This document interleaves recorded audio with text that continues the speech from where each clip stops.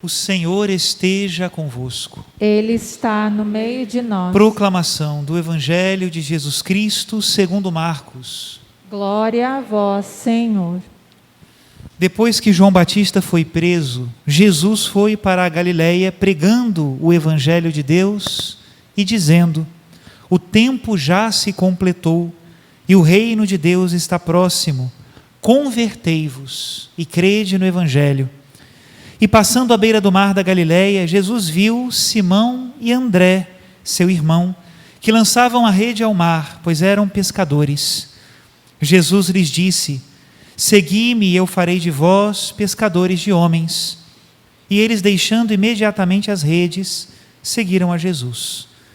Caminhando mais um pouco, viu também Tiago e João, filhos de Zebedeu. Estavam na barca consertando as redes, e logo os chamou. Eles deixaram seu pai Zebedeu na barca com os empregados e partiram seguindo Jesus. Palavra da salvação. Glória a vós, Senhor. Queridos irmãos e irmãs, continuamos no tempo comum e na semana passada nós já conversávamos que a espiritualidade do tempo comum é a espiritualidade do discípulo. Hoje então nós vamos dar continuidade a essa reflexão. E nessa escola dos discípulos de Jesus, se nós nos lembramos da reflexão da semana passada, entram nela aqueles que não somente admiravam a Jesus enquanto homem, né? Palavras que têm autoridade, os exorcismos que ele fazia, os milagres que ele conseguia realizar pela mão de Deus, não somente aqueles que se alegravam, né? E se maravilhavam da sua humanidade, mas aqueles que perceberam que as suas palavras, além de dirigir as suas vidas, elas mesmas continham a vida. Essa é a diferença do discípulo. Ele percebe que as palavras do Senhor são palavras de vida eterna e por isso vale a pena segui-lo. Ele não é somente um mestre, ele é o Filho de Deus vivo. Essa é a convicção do discípulo. E nessa escola do discípulo, hoje, no Evangelho, nosso Senhor nos dá a matrícula. Como é possível nós nos matricularmos na escola de Jesus, né? Só tem uma cláusula: convertei-vos e crede no Evangelho. Essa é a cláusula da matrícula da escola dos discípulos. Quem diz que é discípulo de Jesus, mas não está disposto a mudar de mentalidade, a converter-se, não é discípulo de Jesus. Quem diz ser discípulo de Jesus, mas não crê no Evangelho, em todo o Evangelho, não é discípulo de Jesus. E aqueles que entram nessa escola, então, para se converter, padre, o que é? Afinal de contas, padre, o que é essa conversão que Jesus Cristo nos convida a viver? Eu gosto muito de me lembrar daquelas palavras de São Pedro, no Evangelho de São João, quando ele diz assim: a quem iremos, Senhor?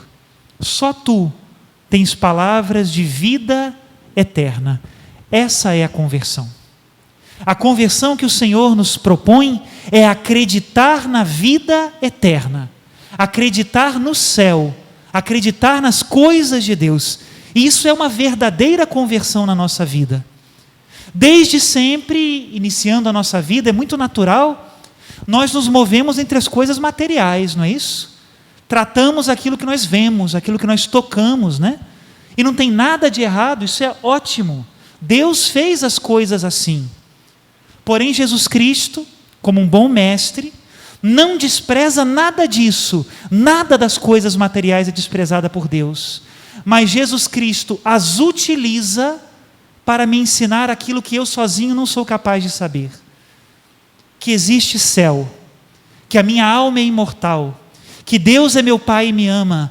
São coisas espirituais. Essa é a pedagogia de Jesus.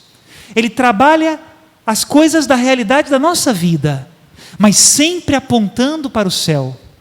Nas parábolas nós vamos ver, né? Jesus Cristo fala de um banquete. E todo mundo sabe o que é um banquete. A mesa, não é? Os convidados, as comidas, as bebidas, isso é um banquete. Mas quando Jesus fala de banquete, Ele não está falando deste. Está falando do banquete no reino dos céus. Quando ele fala também dos convidados para um casamento, por exemplo, ou da semente que cai na terra, Jesus não está dando curso de agricultura, nem de festas, né? Não. Jesus está falando de uma outra realidade, que é a do céu. E essa é a conversão radical do cristão. Eu, desde sempre, como eu disse antes, conheço as coisas materiais, as coisas que eu vejo e que eu toco. Isso é a realidade, mas não é toda a realidade. Há algo além. Há uma vida eterna. Há uma vocação santa a qual Deus nos chama.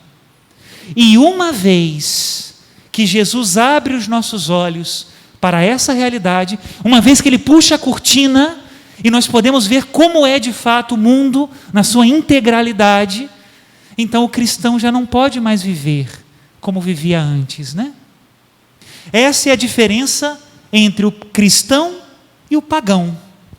Aquele que não crê em Deus vive como se tudo fosse esse mundo, como se a sua vida terminasse nesse mundo, como se o céu fosse aqui, os valores fossem estes somente. Esse é o pagão. O cristão não.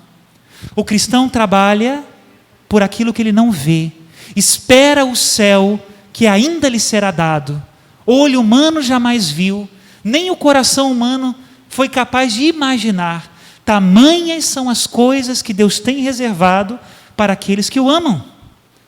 São Paulo também diz que essa é a diferença entre o homem carnal e o homem espiritual. O homem carnal só trabalha com aquilo que vê. O homem espiritual não.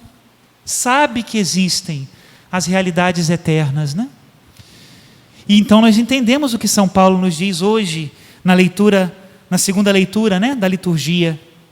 O tempo está abreviado. Os que têm mulher vivam como se não tivessem, os que choram como se não chorassem, os que se alegram como se não se alegrassem, os que fazem compras como se não possuíssem coisa alguma.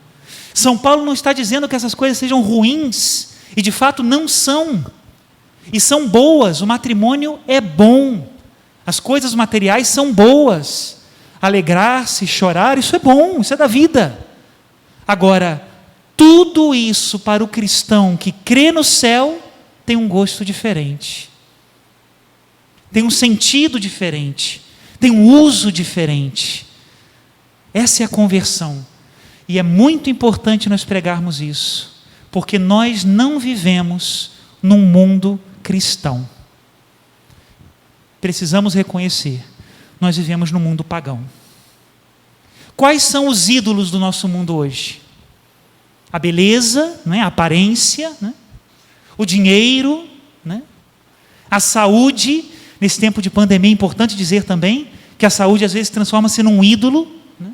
O sucesso, todas as coisas deste mundo que são coisas boas e excelentes, mas não são a finalidade última da minha vida, porque eu creio na eternidade. A beleza um dia acaba, não dura para sempre, e esse não é o problema. A saúde também, por mais que nós cuidemos dela e devemos cuidar, um dia acaba. O dinheiro é uma ilusão, não aumenta a minha vida, nem me compra o reino dos céus, vai dizer Jesus no Evangelho. E o sucesso, a glória vã do mundo, é pura vaidade. Hoje aplaudem você, amanhã te atiram pedras. A opinião é o mais volúvel que existe neste mundo, sobretudo nos tempos de redes sociais que nós estamos vivendo. Uma pessoa pode ser exaltada num dia e crucificada 2 dias depois, não há problemas, é vão. Como é que nós poderíamos desperdiçar a nossa vida, nós que já nos convertemos, que entramos na escola de Jesus, trocando os bens do céu pelos bens da terra? Não podemos viver assim. E é triste, porque vivemos, mais uma vez eu repito, num mundo pagão. Qual outra explicação para dizer, por exemplo, para uma jovem menina que nem ainda está formada e já usa contraceptivos? Qual a explicação? Se não simplesmente achar que o mundo é esta terra. Qual a explicação de um jovem que também pelo culto ao corpo estraga a sua saúde com hormônios e com tantas coisas para aparentar? É simplesmente um coração que se arrasta na terra. Precisamos pregar o Evangelho por isso. Mais uma vez eu digo, a saúde, a beleza, o dinheiro, o sucesso, são coisas boas e têm o seu lugar nesse mundo. Mas quando nós fazemos disso o nosso ídolo, nós nos autodestruímos. A família se autodestrói quando só vive de aparências. Eu me autodestruo quando só procuro a mim mesmo e só procuro os aplausos dos outros. Se tem uma coisa eficaz para calar a boca de um profeta, é se ele só procura os aplausos. Ele se cala. Quanto mal quando nós trocamos os bens do céu pelos bens da terra. Foi essa um pouco a promessa que nos fizeram no início da pandemia, né? Quando disseram, fique em casa, e está muito bem isso, mas começaram a nos dar uma promessa de que você não vai nem sentir, né? Veja muitas séries, né? Aprenda um novo idioma, né? Aprenda algo novo, uma técnica, né? Como se o mundo fosse construído somente de agências humanas, né? Aí passam os meses e eu já não aguento mais ver filme, né? Passam os meses e eu já não aguento mais aprender uma nova língua. Não dá mais, não vai. Não quero mais técnica, não quero mais aprender artesanato nenhum, não aguento, né? Não vai. Como se as preocupações fossem simplesmente que você se sentisse bem. Esses são verdadeiramente os problemas do mundo? Quando nós nos voltamos só para nós, parece que os problemas são simplesmente sexo e sentimentos. Mas os problemas do mundo vão muito mais além disso. E as pessoas que estão agora, nesses momentos de pandemia, morrendo nos hospitais, isso é um problema. Mas também os pobres são um problema. Também a corrupção é um problema. Também a falsidade de tantas notícias que se colocam na mídia é um problema. E nós, centrados em nós mesmos, com crachá de discípulos de Cristo, mas sem nos preocuparmos com as coisas que valem a pena, né? Trocamos os bens do céu pelos bens da terra e por isso nos fazemos ineficazes para a salvação do mundo.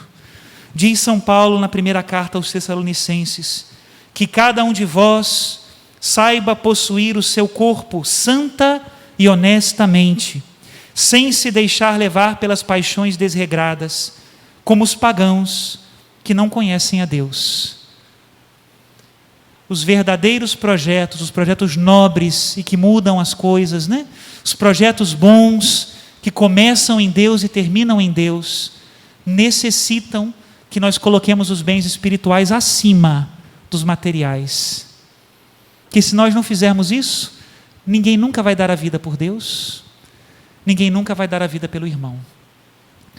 Eu queria terminar essa reflexão com um poema de Santa Teresa de Ávila. Tenho certeza que esse poema já é conhecido, mas talvez nós nunca tenhamos lido ele inteiro, e não nessa perspectiva da conversão, do crer nas coisas espirituais. Diz assim Santa Teresa: nada te perturbe, nada te espante, tudo passa, Deus não muda, a paciência tudo alcança, quem a Deus tem, nada lhe falta, só Deus basta. Eleva o pensamento, ao céu sobe, por nada te angusties, nada te perturbe. A Jesus Cristo segue com coração grande, e venha o que vier, nada te espante. Vês a glória do mundo? É glória vã, nada tem de estável, tudo passa. Deseje as coisas celestes que sempre duram, fiel e rico em promessas, Deus não muda. Ama-o como merece, bondade imensa, em confiança e fé viva, mantenha a alma, que quem crê e espera, tudo alcança. A maldade, a injustiça, O abandono não te ameaçará. Quem a Deus tem, mesmo que passe por momentos difíceis, sendo Deus seu tesouro, nada lhe falta. Ainda que tudo perca, só Deus basta. Louvado seja nosso Senhor Jesus Cristo.